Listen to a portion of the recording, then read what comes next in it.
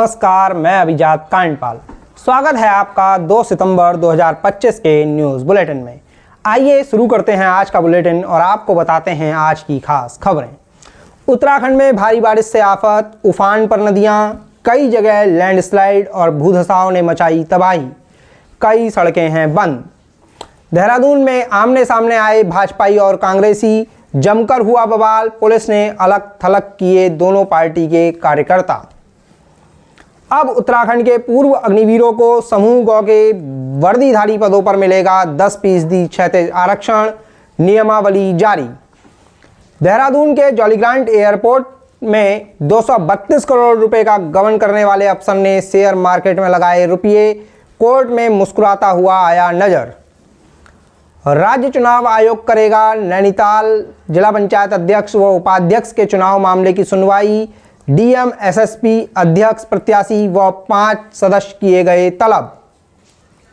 अब खबरें विस्तार से।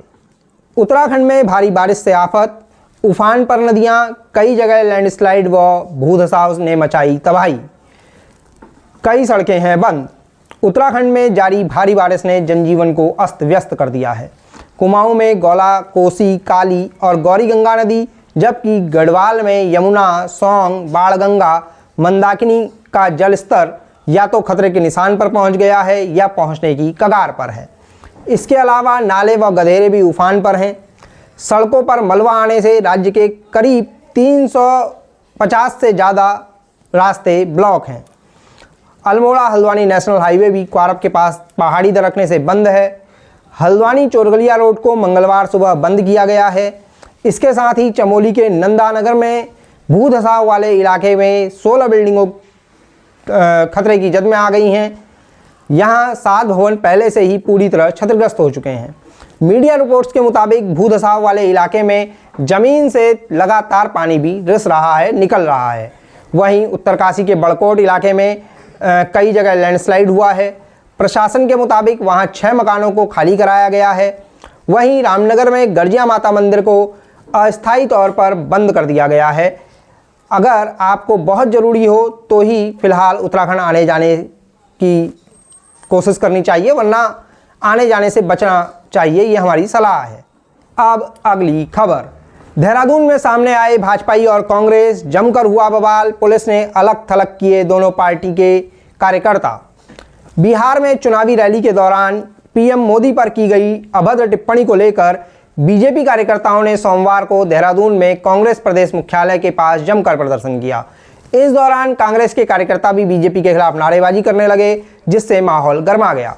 दरअसल बीजेपी कार्यकर्ता कांग्रेस नेता राहुल गांधी के खिलाफ नारेबाजी करते हुए एशले हॉल चौक पर पहुंचे और पुलिस द्वारा लगाई गई बैरिकेडिंग पार करने के बाद कांग्रेस भवन की ओर जाने लगे। इसी बीच कांग्रेस भवन के गेट पर पहले से मौजूद कांग्रेसी कार्यकर्ताओं व नेताओं ने इसका विरोध करते हुए वोट चोर गद्दी छोड़ जैसे नारे लगाने शुरू कर दिए। हालांकि वहां मौजूद पुलिसकर्मियों ने टकराव की स्थिति बनती देख माहौल बिगड़ने से पहले ही दोनों दलों के कार्यकर्ताओं को अलग थलग कर दिया। वहीं बीजेपी के नेताओं ने कांग्रेसी कार्यकर्ताओं द्वारा लाठी डंडों से हमला किए जाने का आरोप लगाया। सुनिए बीजेपी नेता और उत्तराखंड वक्फ बोर्ड के अध्यक्ष शादाब शम्स का बयान। हम एक शांतिपूर्ण प्रदर्शन कर रहे थे। आज इस सभ्य समाज में किसी की माँ को गाली दी जाए, किसी को बहन की गाली दी जाए तो सामान्य लोगों को भी गुस्सा आता है। प्रधानमंत्री की माता के बारे में अपशब्द कहे गए, गालियां दी गई। हमें उम्मीद थी कांग्रेस पार्टी में कम से कम इतनी नैतिकता होगी कि जब हम विरोध करेंगे तो वो माफी मांगेगी। वो माफी मांगने की बजाय अपनी नीचता पे कांग्रेस के नेता उतर आए हैं, लाठी डंडे बरछा रहे हैं। उनके महानगर के नेता अध्यक्ष लाठी मारते हुए दिखाई दे रहे हैं। ये बताता है कि वो नीचता की तमाम हदें पार कर दी हैं और गुंडागिरी पे कांग्रेस पार्टी उतर आई है। मैं ये कह सकता हूं कि कांग्रेस को अपने इस चरित्र के लिए देश की जनता, प्रदेश की जनता कभी माफ नहीं करेगी। ये नीचता की हद है कि मां बहनों को गाली पड़े और कांग्रेस उसके समर्थन में उतर आए।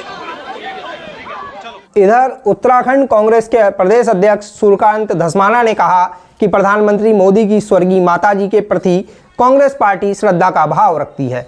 माताओं और बहनों के प्रति कांग्रेस कभी असम्मान का भाव नहीं रखती है। उन्होंने कहा कि कांग्रेस का वोट चोर गद्दी छोड़ो का नारा इतना फैल गया है कि बीजेपी इस टूल किट का इस्तेमाल कर रही है। सुनिए धस्माना ने और क्या कुछ कहा। हमारे दफ्तर पे हमला किया गया। हमने सुबह 10 बजे बाकायदा डीजीपी साहब को, कल एसएसपी को हमने बताया था कि भाजपा के असामाजिक तत्व हमारे पार्टी के दफ्तर में हमला कर सकते हैं। पुलिस ने कोई प्रबंध नहीं किया, उनको परमिशन दी गई हमारे दफ्तर तक पहुंचने की। हमारे दफ्तर में महिलाओं के साथ और पार्टी के कार्यकर्ताओं के साथ, भाजपा के कार्यकर्ताओं के साथ असामाजिक तत्वों ने जो हमला किया है, इसलिए लोग सड़क पर आए। हम तो अपने दफ्तर में खड़े हैं, ये हमारा दफ्तर है, कांग्रेस का मुख्यालय है। प्रदेश के कांग्रेस के मुख्यालय में अगर पुलिस के संरक्षण में भाजपाई गुंडे यहाँ पहुंचेंगे तो भैया हम चूड़ी पहन के नहीं बैठे। हम गोरों से लड़े थे, अब चोरों से लड़ रहे हैं। और भाजपा के जो चोर हैं, वोट चोर हैं, उनके खिलाफ हमारा ये संघर्ष जारी रहेगा। वोट चोर गद्दी छोड़ हमारा आंदोलन जारी रहेगा। पूरे प्रदेश के एक एक गली में, एक एक मोहल्ले में, उत्तराखंड के अंदर वोट चोर गद्दी छोड़ अभियान चलेगा और हम सारी जनता को बताएंगे कैसे वोट चोरी करके ये सत्ता में बने हुए हैं। अब बढ़ते हैं अगली खबर की ओर। अब उत्तराखंड के पूर्व अग्निवीरों को समूह गौ के वर्दीधारी पदों पर मिलेगा 10% क्षैतिज आरक्षण, नियमावली जारी।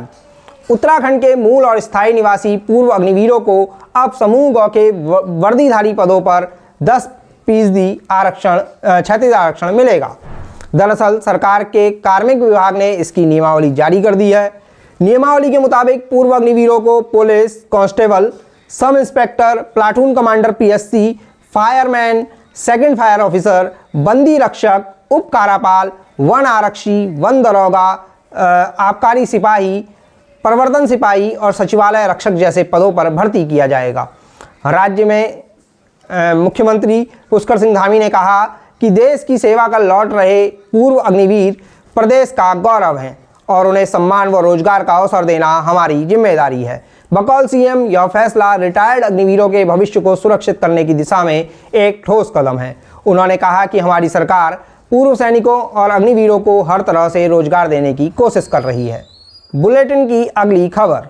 देहरादून के जॉलीग्रांट एयरपोर्ट में 232 करोड़ रुपए गबन करने वाले अफसर ने शेयर मार्केट में लगाए रुपये, कोर्ट में मुस्कुराता हुआ आया नजर। देहरादून के जॉलीग्रांट एयरपोर्ट में कथित तौर पर 232 करोड़ रुपए का गबन करने वाले तत्कालीन सीनियर मैनेजर राहुल विजय को सोमवार को स्पेशल सीबीआई कोर्ट में पेश किया गया। सीबीआई ने कोर्ट में केस से जुड़े अहम सबूत जुटाए जाने का तर्क देकर राहुल की रिमांड मांगी, जिसे अदालत ने स्वीकार कर लिया। कोर्ट ने सीबीआई को राहुल की 4 दिन की पुलिस कस्टडी रिमांड पर भेजा है। मीडिया रिपोर्ट्स के मुताबिक कोर्ट में पेशी के दौरान राहुल मुस्कुराता हुआ नजर आया। बकौल रिपोर्ट्स, उससे कोर्ट में जज ने पूछा कि यह रकम कहां गई तो उसने इसे स्टॉक मार्केट और म्यूचुअल फंड्स में इन्वेस्ट करने की बात बताई। गौरतलब है कि राहुल पर देहरादून एयरपोर्ट पर तैनाती के दौरान वर्ष 2019-20 से लेकर 2022 व 23 के बीच इस रकम का गबन करने का आरोप है। अब बुलेटिन की अंतिम खबर। राज्य चुनाव आयोग करेगा नैनीताल जिला पंचायत अध्यक्ष व उपाध्यक्ष के चुनाव मामले की सुनवाई। डीएम, एसएसपी, अध्यक्ष प्रत्याशी व 5 सदस्य किए गए तलब। नैनीताल में जिला पंचायत अध्यक्ष और उपाध्यक्ष के चुनाव मामले में राज्य चुनाव आयोग 5 सितंबर को देहरादून में सुनवाई करेगा। इस सुनवाई में नैनीताल की DM Vandana Singh, SSP PN Meena, repolling की मांग को लेकर हाईकोर्ट में याचिका दायर करने वाली जिला पंचायत सदस्य पूनम बिष्ट, जिला पंचायत अध्यक्ष पद की दोनों प्रत्याशियों और कथित तौर पर किडनैप किए गए 5 जिला पंचायत सदस्यों को बुलाया गया है। दरअसल यह जानकारी चुनाव आयोग ने उत्तराखंड हाईकोर्ट में हुई सुनवाई के दौरान दी। वहीं हाईकोर्ट ने मामले की अगली सुनवाई 9 सितंबर को रखी है। अब बारी है 3 सितंबर के पंचांग की। 3 सितंबर को है भाद्रपद महीने के शुक्ल पक्ष की एकादशी तिथि, जो अगले दिन सुबह 4:21 तक रहेगी। इसके साथ ही बुधवार का दिन होगा और रात 11:08 तक पूर्वाषाढ़ा नक्षत्र रहेगा। वहीं शाम 4:17 तक आयुष्मान नाम का योग और शाम 4:12 तक वणिज नाम का करण रहने वाला है। शुभ मुहूर्तों की बात करें तो 3 सितंबर को अभिजीत मुहूर्त नहीं होगा क्योंकि बुधवार का दिन है। हालांकि शाम 6:05 से 7:46 तक अमृतकाल और सुबह 6 बजे से रात 11:08 तक रवि नाम का योग रहेगा। वहीं बुधवार को एकादशी का व्रत भी रखा जाएगा। तो ये थी आज की खास खबरें। आपको आज का बुलेटिन पसंद आया हो तो लाइक शेयर जरूर करें। अपने सुझाव कमेंट कर जरूर बताइए। सब्सक्राइब करना अपना अधिकार मानिए और घंटी वाले आइकन को भी चटका दीजिएगा, जिससे आपको नोटिफिकेशन समय पर मिलते रहें। जल्द होगी मुलाकात किसी नए वीडियो में नई खबरों के साथ। अपने पहाड़ की धड़कन से जुड़े रहिए। तब तक दीजिए इजाजत। नमस्कार, मैं अभिजात कांडपाल। आप देख रहे थे P4 पहाड़ न्यूज़।